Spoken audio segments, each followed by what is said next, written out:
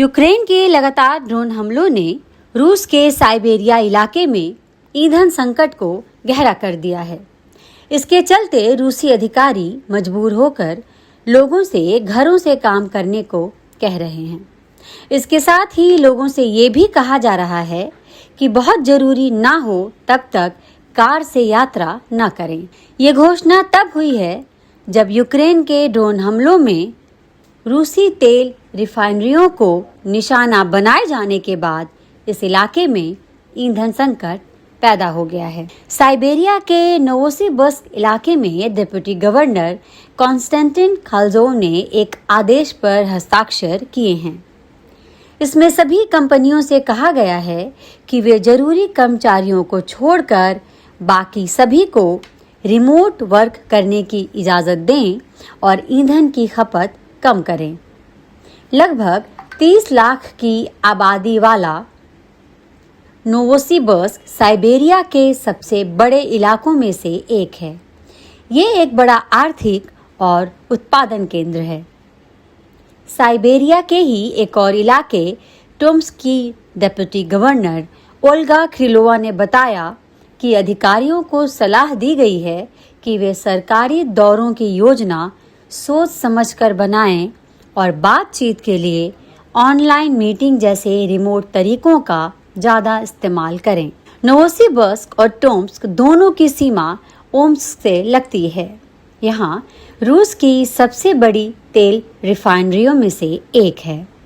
6 जुलाई को यूक्रेन के ड्रोन हमलों में इस रिफाइनरी को काफ़ी नुकसान पहुंचा था, जिससे तेल प्रोसेसिंग बंद हो गई। स्थानीय रिपोर्टों के अनुसार जून के बाद से रूस के 90% से ज़्यादा इलाकों में ईंधन की कमी देखी गई है। कुछ इलाकों में पेट्रोल पंप पर जमाखोरी और कैन में ईंधन भरने पर रोक लगा दी गई है। कई इलाकों में ईंधन के लिए गाड़ियां 12 घंटों तक पेट्रोल पंप पर खड़ी रह रही हैं। वहीं लोगों से कारों का इस्तेमाल कम करने को भी कहा गया है।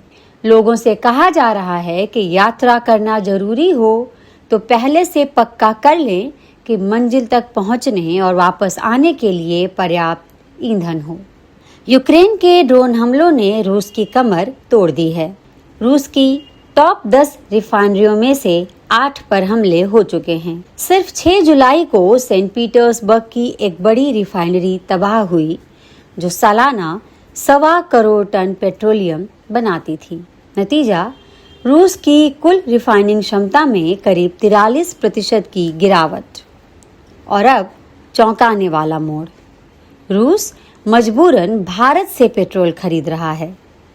गुजरात के वाडीनाड स्थित नायरा एनर्जी रिफाइनरी से 60,000 मीट्रिक टन गैसोलीन अंतर्राष्ट्रीय ट्रेडर्स के जरिए रूस भेजी गई। भारत सरकार का कहना है कि कंपनियां सीधे रूस को नहीं बेचती, लेकिन ट्रेडर्स के रास्ते ये डील हो रही है। यूक्रेन की रणनीति साफ है, रूस को मैदान में नहीं, उसकी इकोनॉमी को घुटनों पर लाकर हराना। और अब सवाल ये है, क्या पुतिन को आखिरकार समझौते की मेज पर आना पड़ेगा?